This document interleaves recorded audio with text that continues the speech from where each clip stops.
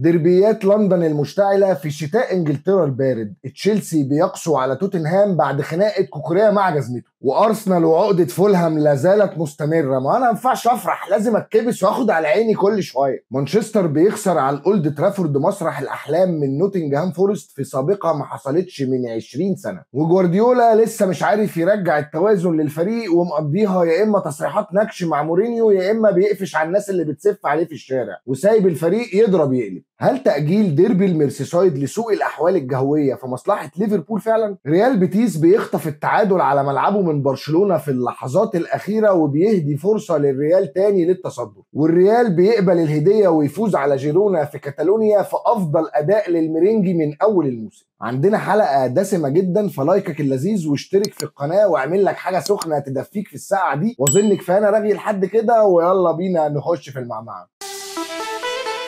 مشجعين الكوره في كل مكان، السلام عليكم ورحمه الله وبركاته. اهلا بيكم في حلقه جديده من هندسه التحليل، ونبدا السبت الممتاز جدا من البريمير ليج. وسوء الاحوال الجويه والعواصف والامطار ادت لتاجيل ديربي الميرسيسايد بين ايفرتون وليفربول، وعايزين نعرف هل فعلا ليفربول هيستفاد من التاجيل ده. في رايي الذي لا يعتد به في المحافل الدوليه ولا المحليه، التاجيل ده طبعا في مصلحه ايفرتون، لان ايفرتون في الفتره دي في واحده من اسوأ حالاته على مدار الموسم ومن يمكن من الموسم اللي فات. وليفربول جايب فورمه قويه جدا، وكان احسن له يلعب الماتش دلوقتي عشان الرزنامه المزدحمه قدام. ونروح لمانشستر سيتي اللي مباراته انتهت بالتعادل 2-2 مع كريستال بالاس، ولسه الفريق بيعاني دفاعيا وهجوميا، مع ان الاداء الهجومي اتحسن شويه في الماتش ده، بس لسه مش هو ده سيتي جوارديولا. فين الفريق المرعب في الضغط واستخلاص الكوره؟ فين الحلول؟ فين صناعه الفرص؟ يعني الماتش ده مثلا هو معاه الاستحواذ، بس فين الفرص والمحققه اللي صنعتها للتسجيل؟ فين؟ ده بيلعب كريستال بالاس يا جماعه، ده واحد من الخمس فرق اللي في اخر الدوري. تحس ان الفريق برشلونه دخل فيهم وحل عليهم روح برشلونه على التيشيرت اللي هم لابسينه، من كتر ما السيتي بقى فريق ضعيف فبقى ماسكين عليهم كره وبيعملوا هجمات خطيره، حاجه الصراحه مش متعودين عليها خالص. والسيتي من غير لعيب في محور الارتكاز ولعيب كمان في قلب الدفاع، هيفضل الفريق بيعاني دفاعيا وبيخش فيه اهداف وبيهدر كل النقاط دي. وجوارديولا محتاج حل سريع للي بيحصل في الفريق دلوقتي ويفكوا من الضغط اللي محطوط عليه ده. باين قوي ان هو مضغوط نفسيا يا جماعه. الفيديو اللي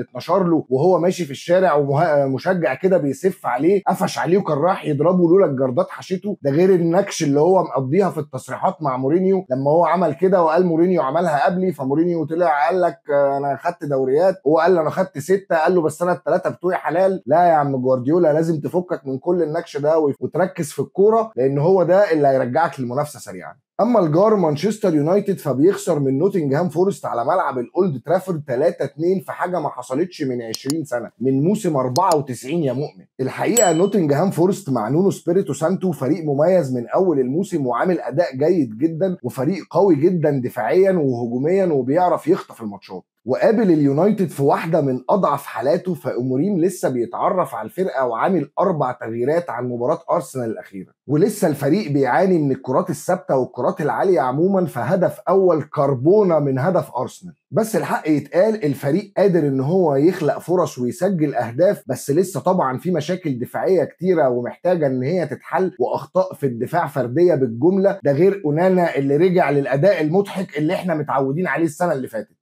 وفي رأيي أونانا يتحمل كتير من خسارة امبارح دي. بس عموما اليونايتد أداؤه بيتحسن يوم بعد يوم، ولسه محتاج مجهود ووقت وشغل كتير من أموريم عشان الفريق يرجع للمنافسة. ونروح للحد الممتاز قوي قوي ودربيات لندن المشتعلة في الشتاء البارد. ونبدأ بمباراة أرسنال وفولهام اللي انتهت بالتعادل الإيجابي 1-1، وتعادل مخيب جدا للأمال. ولسه طبعا عقدة فولهام مستمرة، وكان نفسي ناخد حقنا بتاع السنة اللي فاتت. ماتشين فولهام السنة اللي فاتت ضيعوا الدوري، وشكلهم السنة دي هيضيعوا المنافسة، وده طبعا ما حصلش بسبب الغيابات والاصابات، والفريق بيعاني دفاعيا جدا. فدخل فيك هدف اول من خطأ ساذج من كيفيور، والهدف اللي يشل بقى ان ده من اول واخر هجمه لفولهام طول الماتش، وفي الاخر فضلت تحارب على التعادل، والتسرع ما خلاكش تعرف تسجل هدف الفوز. ده غير عدم تركيز مارتينيلي في ضبط نفسه مع الاوفسايد، مع ان الصراحه مارتينيلي عمل اداء الماتش ده من ساعه ما نزل احسن بكتير من اللي شفناه قبل كده.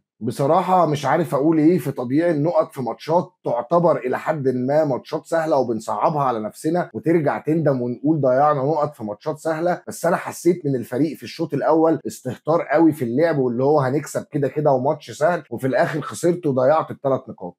أنا بالنسبة لي التعادل زي الهزيمة بالظبط، ما دام ضيعت نقطتين وفرقت الفرق تاني لتسعة، الفرق رجع 9 نقط لو ليفربول كسب ماتش ايفرتون المتأجل، وسبت تشيلسي ينفرد تماما بالمركز الثاني. الحقيقه ارسنال محتاج تدعيمات، وارتيتا لازم يبطل عنده ويشتري مهاجم تارجت مان عشان يعرف يغير طريقه اللعب لما يعوز، ولازم يشوف له حل في الاصابات اللي كل شويه بتتجدد لنفس اللعيبه. حرام يا جماعه، هاخد الدوري امتى يعني؟ مش ممكن كده. نروح بقى لقمه الجوله ال 15، ديربي لندن الثاني ما بين تشيلسي وتوتنهام اللي انتهى باكتساح تشيلسي 4-2، وكان ماتش ناري جدا، تحسه ماتش هاند بول، هجمه هنا وهجمه هنا، وتشيلسي قدر انه يحقق ريمونتادا 4-2 بعد ما كان لابس جونين وخسران 2-0 في الشوط الاول. فزحلقتين من كوكوريا ومن الجزمه، واتخانق مع الجزمه وسبلها وهو خارج يغيرها، وبعد ما غيرها تشيلسي بيرجع يحط جونين حلوين قوي، منهم جون بتاع انزو فرنانديز، واحده فيرست تايم قنبله، وبعد كده 2 بلنتي حطهم كول بالمر، واحده بهدوء رمى الحارس في زاويه وحطها في الثانيه، والثانيه على الرايق بانينكا في نص الجون. يخرب بيت برودك وقلبك القاعد، برود الانجليز كلهم نزل على الواد ده. ولا زال ماريسكا متالق مع تشيلسي يوم بعد يوم، وبينفرد بالمركز الثاني تماما بعيد عن ارسنال وسيتي. اما توتنهام فضيع الفوز من ايديه وما عرفش يستثمر فرق الهدفين اللي كان متقدم بيهم، والفريق انهار تماما في الشوط الثاني وضيع فرصة الفوز ب3 نقاط. وبوستيكوجلو لسه مش قادر يلاقي الاستمرارية في الفوز مع الفريق، ولا قادر يلاقي حل للمشاكل الدفاعية ولا حل لمشكلة إهدار الفرص السهلة اللي بيضيعوها. وده ترتيب الجدول بعد الجولة ال15، وطبعا ليفربول هو الوحيد اللي ملعبش الجولة وهو الوحيد اللي استفاد في الجولة، وتشيلسي بينفرد بالمركز الثاني وراه أرسنال وسيتي، ولا زال الجري ورا ليفربول مستمر. بس اللي أنا عندي لسه أمل يا جماعة، مش هفقد الأمل، لسه فيها والله مدفع.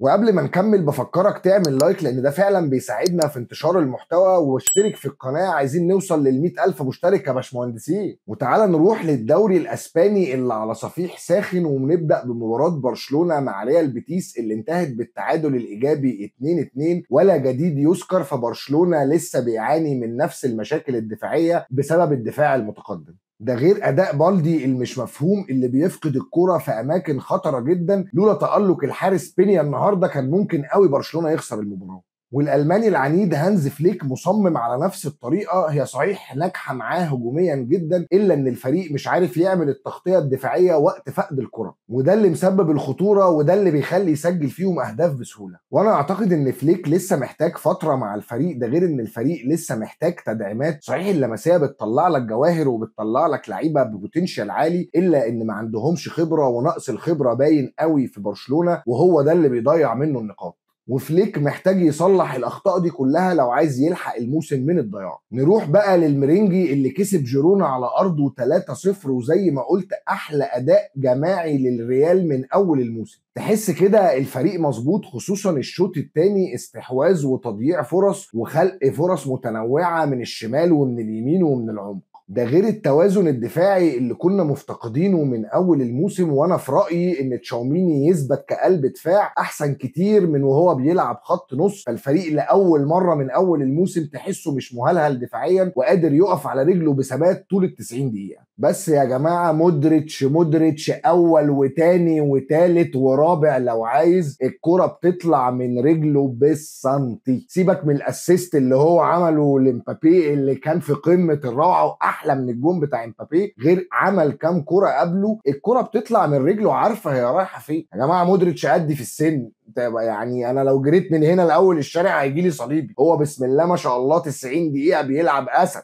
اما مبابي فابتدى يفك من الضغوط شويه، واداؤه اتحسن كتير المباراه دي، وتعتبر دي احسن اداء شفناه ليه من ساعه ما جه، وسجل هدف رائع من خرم ابره. وانا شايف ان ارقامه الموسم ده يا جماعه مش وحشه، يعني هو لاعب 15 ماتش جايب 9 اهداف منهم 3 ضربات جزاء. انا شايف ان دي ارقام كويسه. ده لو لعيب غير مبابي كنت قلت ان دي صفقه حلوه، اصلا ده لو عندنا في مصر كان بقى صفقه سوبر ومكسر الدنيا. بس طبعا مستنيين اكتر من امبابي وعايزين منه اداء اكتر من كده بكتير. بس بلاش السلخ في الواد ده يا جدعان، اول باول سيبوا الواد يفك من تحت الضغوط. الهجوم عليه سواء هنا باللغه العربيه او بالاسبانيه او حتى بالانجليزيه، كل الناس نازله سلخ فيه، فنديله فرصه عشان يعرف يشم نفسه كده. وما اقدرش انسى اسد الاطلس ابراهيم دياز، اللي المباراه دي عمل واحده من احلى الاداءات اللي ممكن تشوفها لابراهيم دياز من اول الموسم. فتحركاته وبساطه سحريه، كان بيفك التكتلات والضغوطات اللي على معظم اللعيبه في الملعب. واخيرا يعود بلينجهام للتسجيل والصناعه، وربنا ستر الحمد لله. الاصابه مش قويه وهيلعب ماتش اتلانتا، الا ان مندي اصابته هتخليه يغيب عن ماتش اتلانتا ولسه مش عارفين المده بالظبط. ورودريجو اتجددت اصابته تاني وغالبا مش هيلحق ماتش اتلانتا. وزي ما قلت انشيلوتي محتاج وقفه مع الجهاز الطبي ومع المسؤول عن الاحمال، لان العصابات العضليه اللي بتيجي كل شويه دي حاجه مش طبيعيه، في حاجه غلط. بس عموما مباراة ممتازة من الريال خصوصا في الشوط الثاني، واتمنى انشيلوتي يبني على الفوز بالاداء ده عشان الايام اللي جايه. اما الضلع الثالث للليجا اتلتيكو مدريد، فماتشهم بدأ من تلت ساعة، ولو هو عنده ماتش مؤجل تاني غير الماتش ده، فلو كسب الماتشين هيبقى متساوي مع النقط مع برشلونة، والصراع على الصدارة هيسخن اكتر ما هو سخن. وده ترتيب الجدول بعد الجولة ال17. وطبعا الفرق دلوقتي نقطتين بس لبرشلونة مع مباراة مؤجلة للريال، ولو الريال كسب هيتصدر بفرق نقطة. اما اتلتيكو مدريد فلو كسب المباراتين بتاعته هيتساوى في النقط مع برشلونة. وزي ما قلت لكم الصراع على الصدارة هيبقى ساخن اكتر ما هو سخن. وبكده ابقى خلصت كلامي، بس كلامنا سوا اكيد لسه ما خلصش. لو عجبتك الحلقة ما تنساش تعمل لايك وتشترك في القناة وسيب لي رأيك في الكومنتات. كنت معاكم محمد الجاري وهندسة التحليل، اشوفكم الحلقة الجاية، سلام.